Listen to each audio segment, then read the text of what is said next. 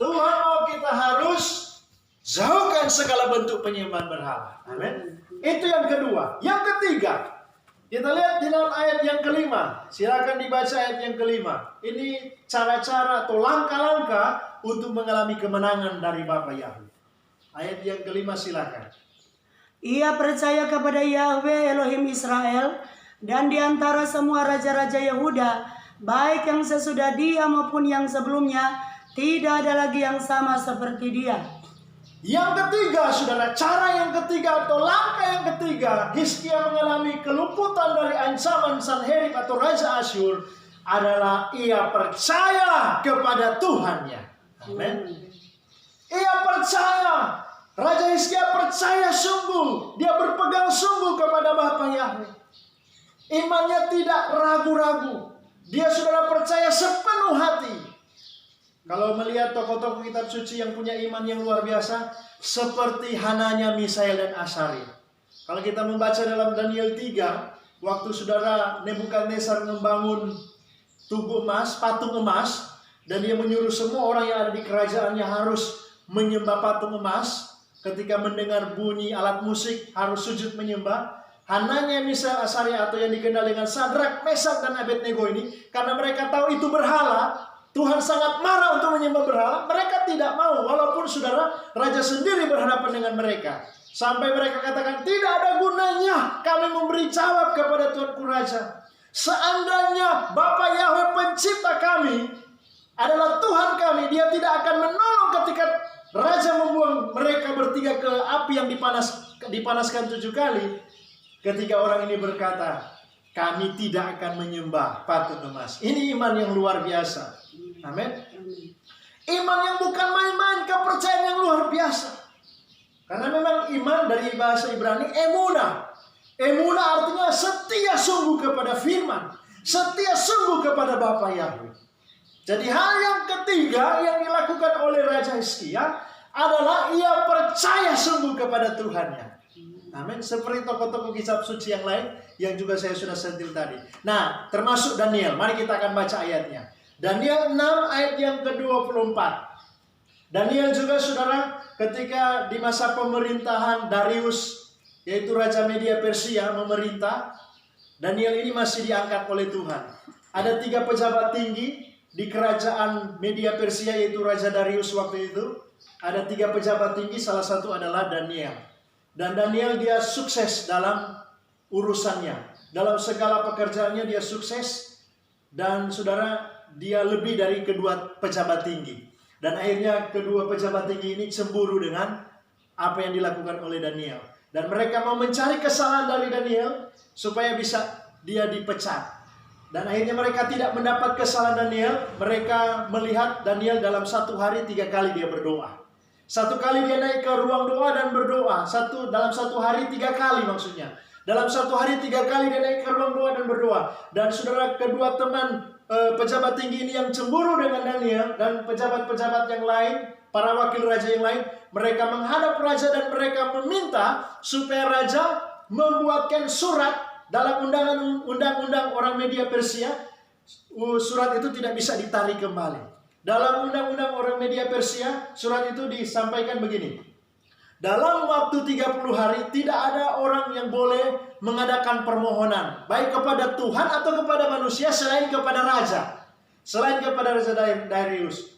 Dan kalau kita membaca, ketika Daniel mendengar itu, malah saudara, waktu dia mendengar, dia bukan jadi kecil hati, jadi tawar hati, tetapi dia berdoa. Kita baca dulu sebelum ayat 24, ayat yang ke-11. Jadi ketika Daniel mendengar surat yang dibuat oleh raja karena permintaan dari kedua pejabat dan para wakil raja yang cemburu dengan Daniel, mau mencerat Daniel, waktu dengar itu keputusan, dia hanya berdoa kepada Tuhan. Boleh baca, silakan. Demi didengar Daniel bahwa surat perintah itu telah dibuat, Ya. pergilah ia ke rumahnya. Amin. Dalam kamarnya ada tingkap-tingkap yang terbuka ke arah Yerusalem. Ya. 3 kali sehari ia berlutut, berdoa serta memuji Tuhannya seperti yang biasa dilakukannya. Ya, jadi Demi didengar atau ketika Daniel mendengar keputusan raja atas permintaan kedua pejabat tinggi dan wakil-wakil raja yang lain, surat sudah dibuat bahwa dalam selang 30 hari tidak boleh ada yang menghadap baik kepada Tuhan atau kepada yang lain selain bermohon kepada raja,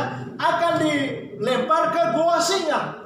Tapi ketika Daniel dengar, dia bukan jadi lemah, tapi dia terus berdoa. Amin. Dia percaya, dan itu saudara, kita lihat di ayat yang ke-24, walaupun memang dia dilemparkan ke gua singa, singa tidak bisa menerkam dia karena ini yang dimiliki oleh Daniel.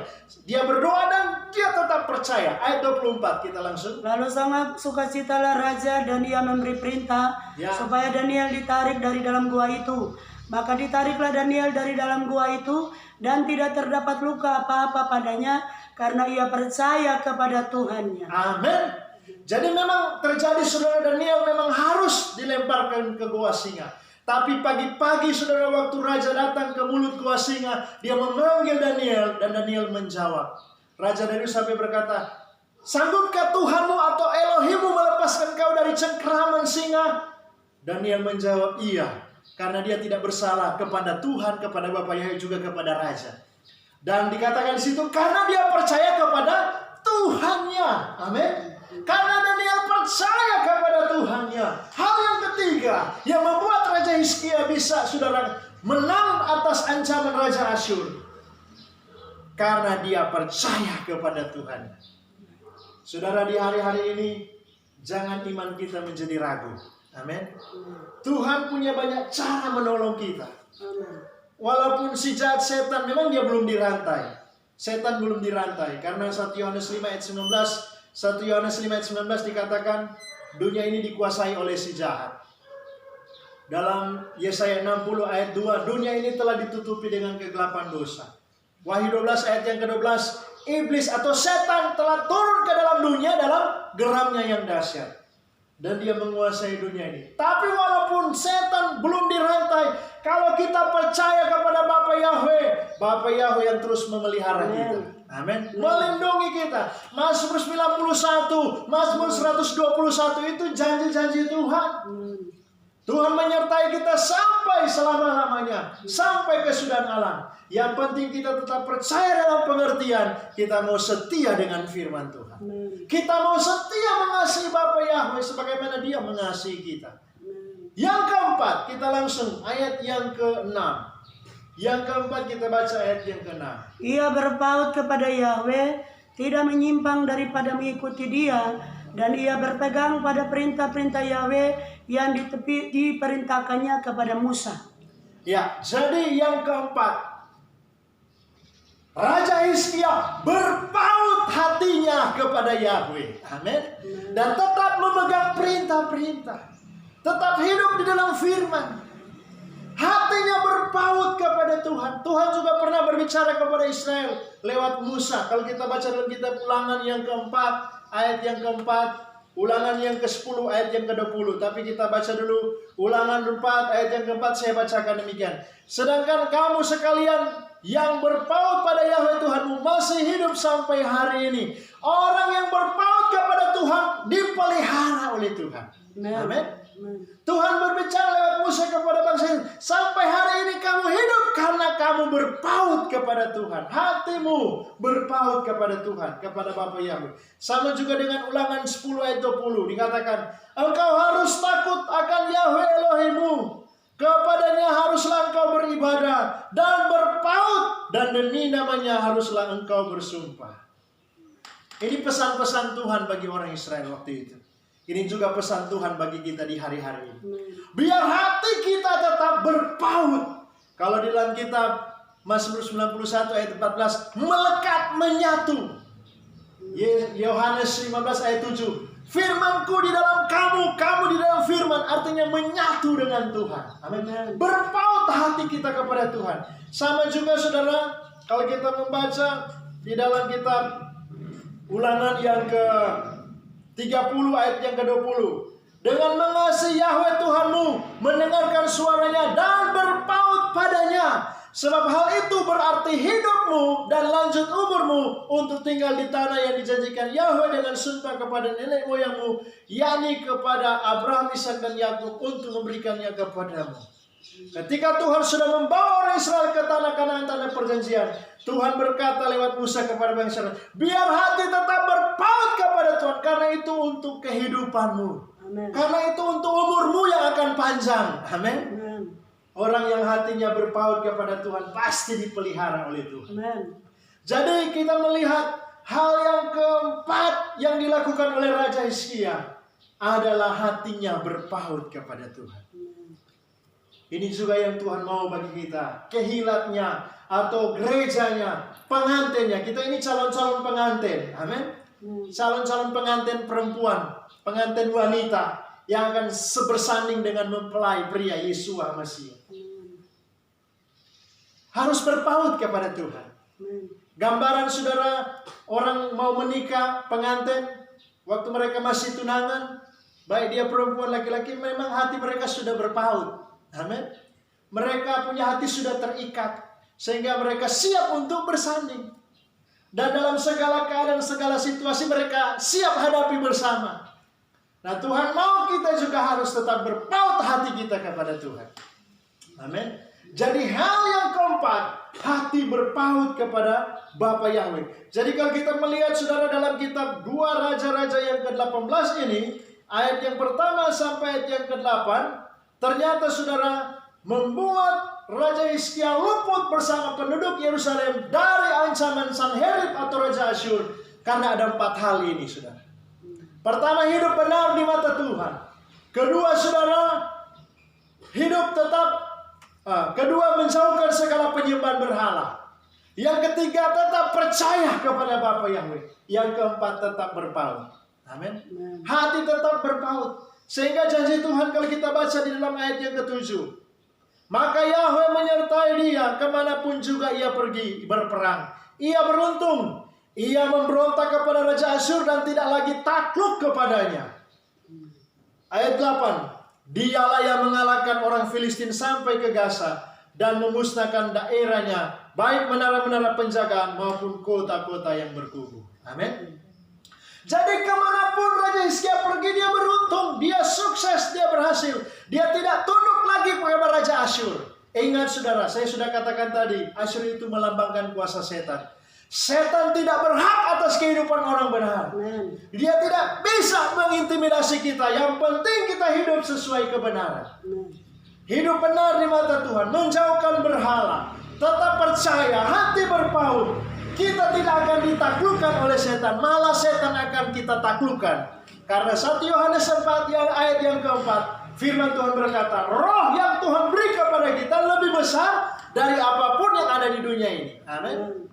Roma 16 ayat yang ke-20, setan di bawah telapak kaki orang percaya. Amen. Jadi saudara, sebenarnya setan yang takut dengan kita kalau kita hidup dalam kebenaran. Amen. Kalau kita hidup dalam kebenaran, yang dalam diri kita adalah Tuhan. Amin. Tuhan yang ganti berperang, seperti Tuhan pernah berfirman kepada Musa dalam Keluaran 14 ayat yang ke-14. Tuhan berkata kepada Musa, Yahweh akan ganti berperang. Mesir yang kamu lihat mengejar kamu hari ini tidak akan kamu lihat lagi. Dan memang itu terjadi.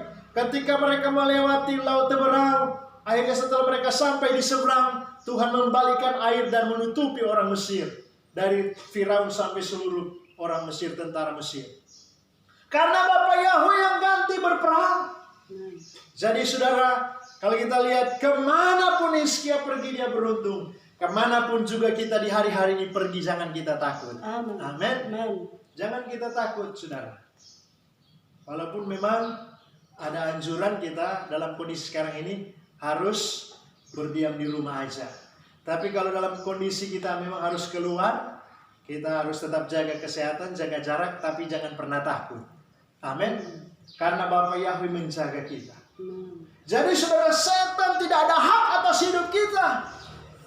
Dia tidak bisa mengendalikan kita. Yang penting 4 hal ini, langkah-langkah ini kita boleh terapkan, lakukan dalam perjalanan hidup kita, kita akan mengalami kemenangan. Dia pun mengalahkan orang Filistin. Artinya saudara, masalah berganti-ganti, masalah bertubi-tubi boleh datang, tapi kalau kita hidup dengan Tuhan, Tuhan yang akan menolong kita. Amin. Amin. Bapa Yahweh yang akan menolong kita. Cuman saudara, nasihat terakhir bagian yang kelima. Kalau kita belajar dari kehidupan Hizkia, dia ditolong oleh Tuhan sampai dia, saudara, diangkat luar biasa menjadi Raja Yehuda yang diberkati oleh Tuhan.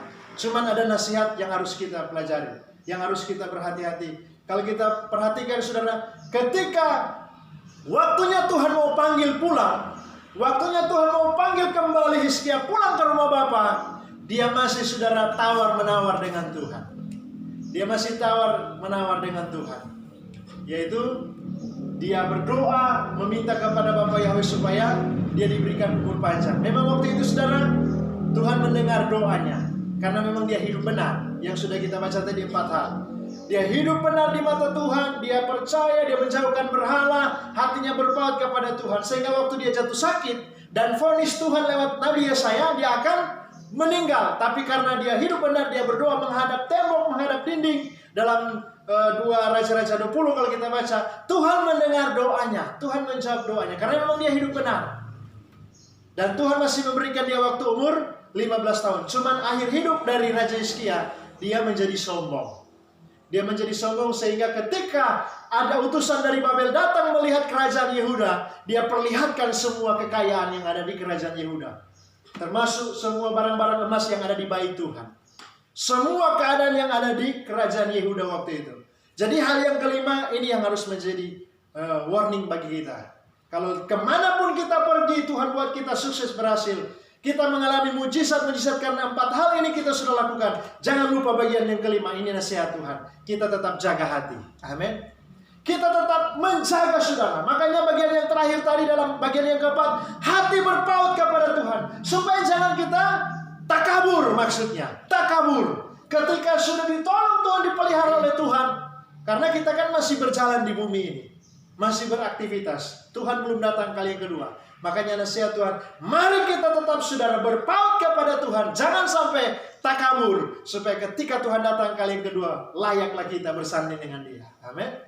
Dan selama kita dalam perjalanan hidup, kita pasti tetap dipelihara oleh Tuhan. Jadi 4 hal tadi, tapi ada nasihat bagian yang terakhir ini menjadi warning, supaya kita tetap jangan sampai takabur. Ketika pun kita sudah mengalami mujizat dan pertolongan Tuhan, kita tetap berpaut kepada Tuhan. Itu jadi bagian yang keempat, tetap hati kita berpaut kepada Tuhan. Bapa Yahweh memberkati, demikianlah firman atau dafarnya yang menjadi kekuatan bagi kita, kita bersyukur. Haleluya. Terima kasih Tuhan, terima kasih Yesus yang baik. Hari ini kami sudah diberkati oleh firman-Mu. Meteraikan Tuhan dalam kehidupan kami dan mampukan kami untuk melakukannya. Cara-cara seperti yang dilakukan oleh Raja Hizkia ketika dia menjadi Raja Yehuda dan dia diancam oleh Raja Asyur, oleh Tuhan Sanherib, melambangkan atau berbicara tentang pekerjaan setan yang di hari-hari ini mau merugikan umat-umat Tuhan. Namun kami tidak perlu takut. Ketika kami hidup di dalam kebenaran Tuhan, kami mengikuti langkah-langkah sesuai firman Tuhan, kami terus mengalami kemenangan bersama dengan Bapa Yahweh. Terima kasih buat firman-Mu. Meteraikan dalam nama Tuhan Yesus Mesias, kami mau menyembah Tuhan dalam nama Yesus, urapi penyembahan kami. Haleluya. Amin. Kami serahkan kepada Ibu Lydia untuk pimpin dalam penyembahan.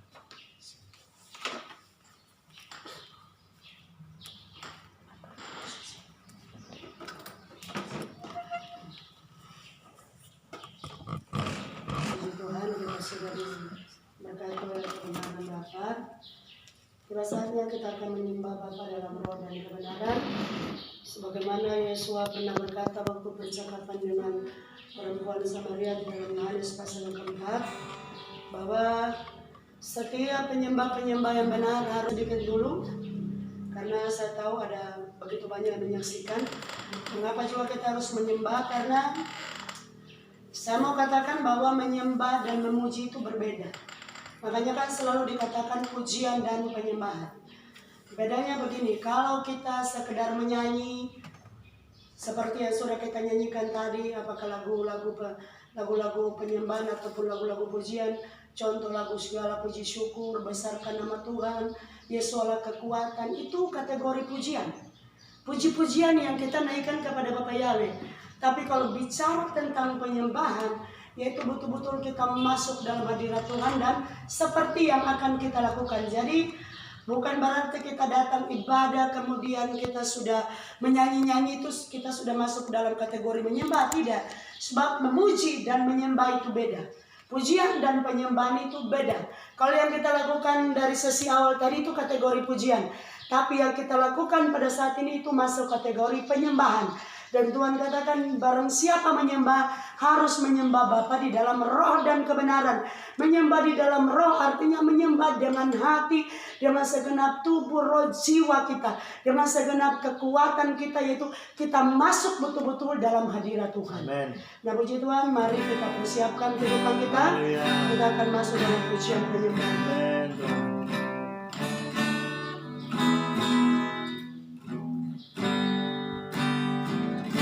Bapa, setelah kami diberkati oleh kebenaran daftar-Mu Tuhan, kami rindu menyembah Bapa dalam roh dan kebenaran. Baik kami yang ada di tempat ini maupun Tuhan, keluarga yang dari Australia yang sementara mengikuti acara ini beribadah bersama. Mereka juga mengikuti live streaming Tuhan dalam ibadah ini. Mereka juga Engkau rapi sehingga sama-sama kami masuk dalam hadirat-Mu untuk membawa pujian penyembahan yang terbaik bagi Bapa Yahweh. Terima kasih Tuhan. Hallelujah.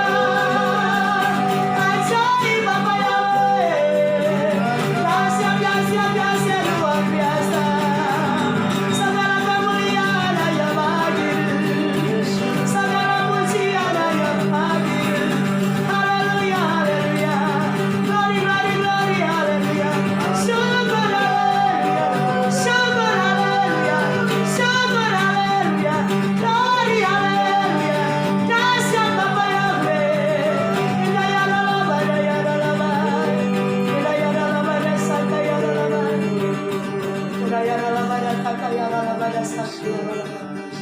Perhatikan kamu umat-umat dan kekasih-kekasihku. Apa yang kamu dengarkan pada hari ini itu bukan pengajaran manusia. Yang kamu terima adalah makanan sehat, makanan yang membawa pada kehidupan. Sebab yang kamu terima itu adalah isi hatiku. Yang kamu terima itu adalah perkataanku.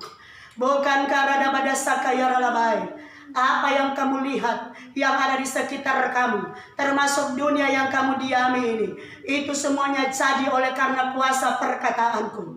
Ketika aku berkata, maka semuanya jadi. Aku mau kamu sadar akan hal itu, bahwa sesungguhnya kekuatan kuasa dalam setiap perkataanku itu begitu luar biasa. Dan oleh sebab itu, ketika kamu mendengar, menerima perkataanku pada hari ini, itu berarti sementara kamu menerima kuasa yang berasal daripadaku. Dan ketika kamu menerima kuasa itu yang ada dalam diri kamu masing-masing, maka aku berkata, kamu adalah orang-orang yang menang, bahkan lebih daripada pemenang. Bahkan sebagaimana janji kebenaran yang sudah aku sampaikan kepada kamu pada hari ini. Ketika kamu menerima kuasa perkataan yang berasal daripadaku, ku berkata bahwa sesungguhnya tidak ada perkara yang mustahil.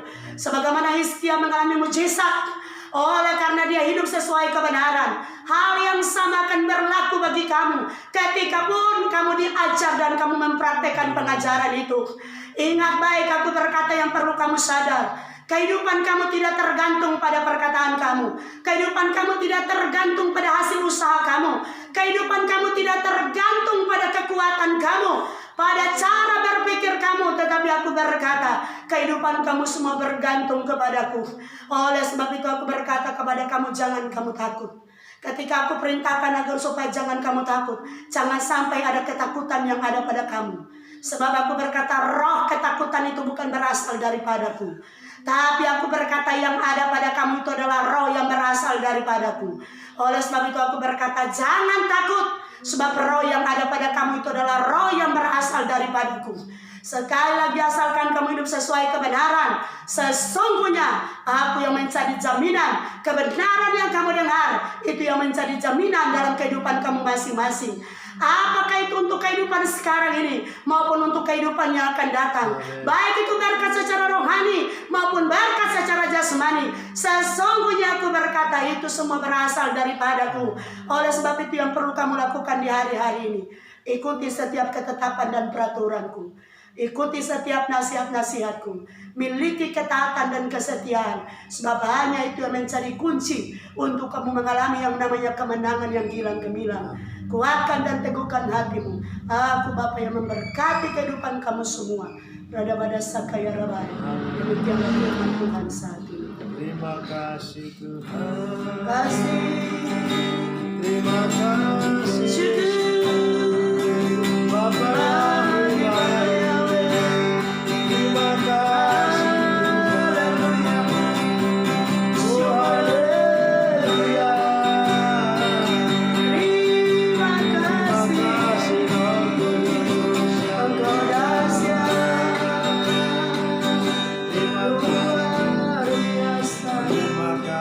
Terima kasih Bapak Yahweh, inilah pujian dan penyembahan kami di hadapan hadirat-Mu. Terima kasih buat lawatanmu, buat berkat-Mu, buat semua yang sudah Bapak Yahweh berikan.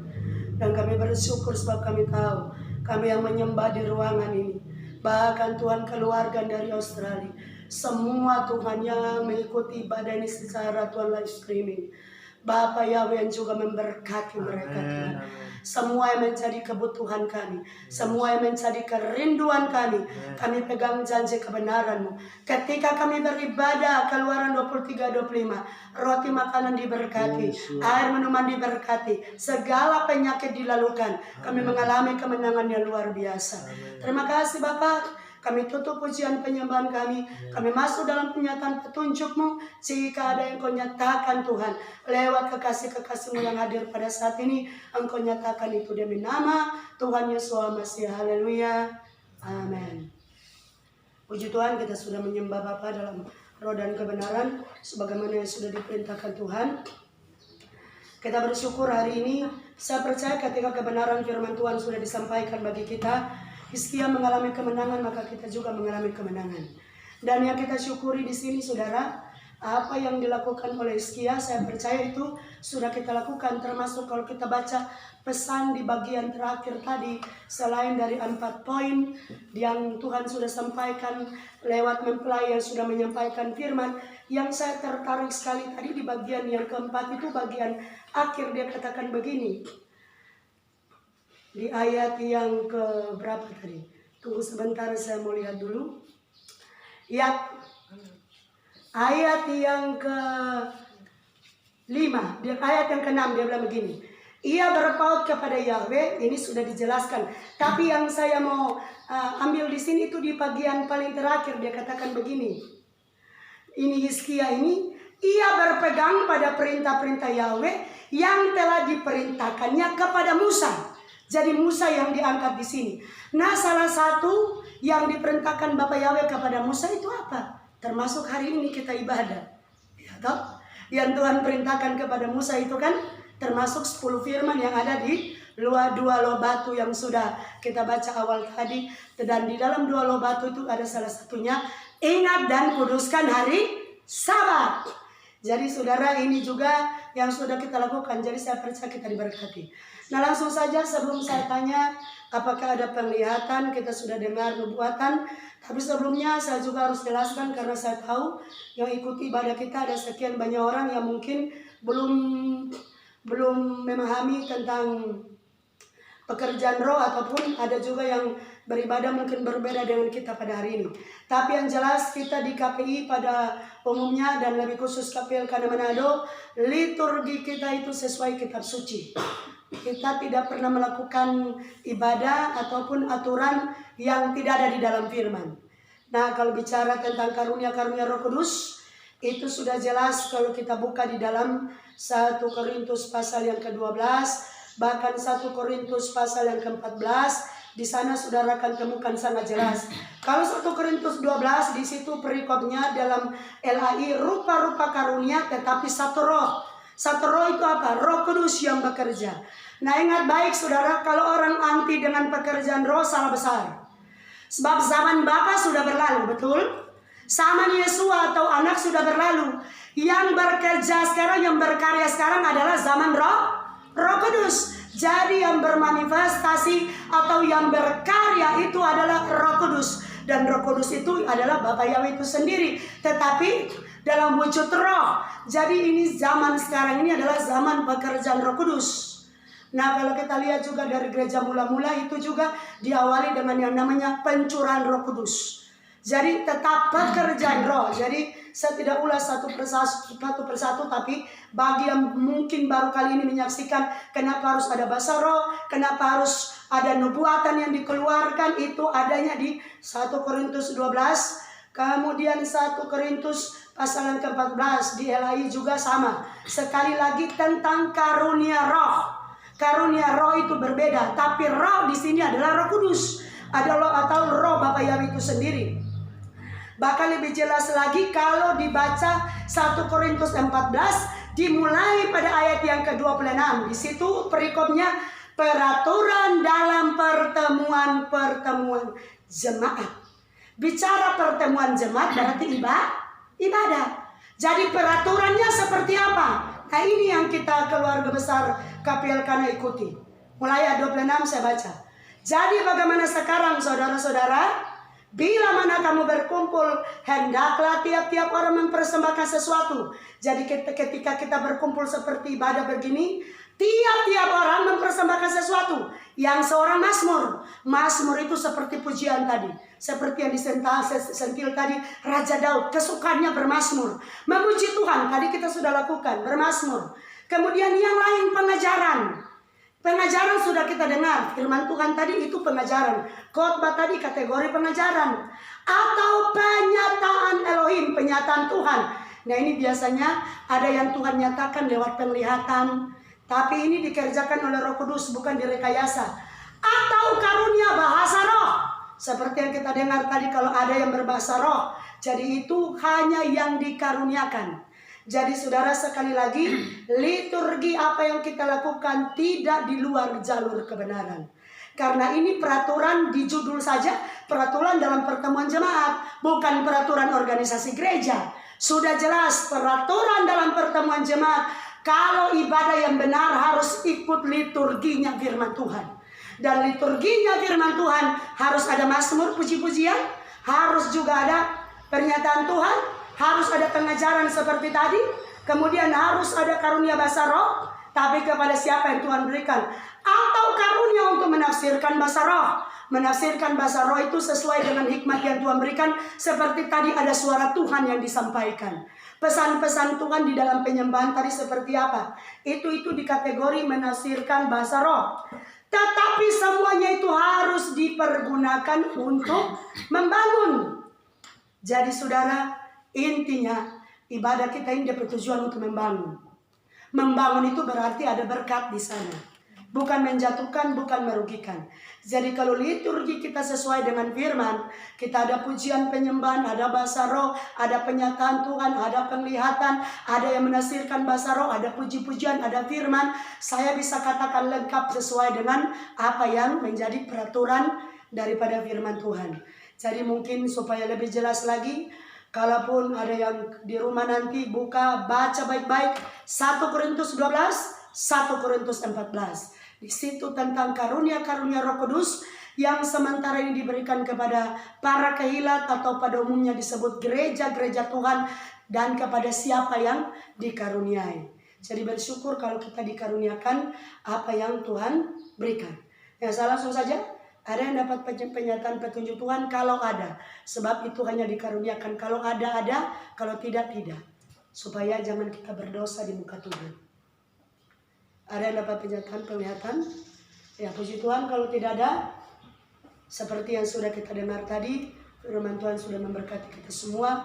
Pesan Tuhan, biarlah mari kita tetap setia seperti Hizkia, tapi setia sampai langkah terakhir. Karena sempat disentil tadi juga, ternyata Hizkia pada akhirnya juga sempat berubah. Tapi puji Tuhan, seperti yang saya katakan berulang-ulang kali, contoh-contoh yang Tuhan ajarkan dalam firman Tuhan, tokoh-tokoh kitab suci, kita ambil yang positif, kita ambil yang membawa berkat, kita ambil yang membawa pada keselamatan.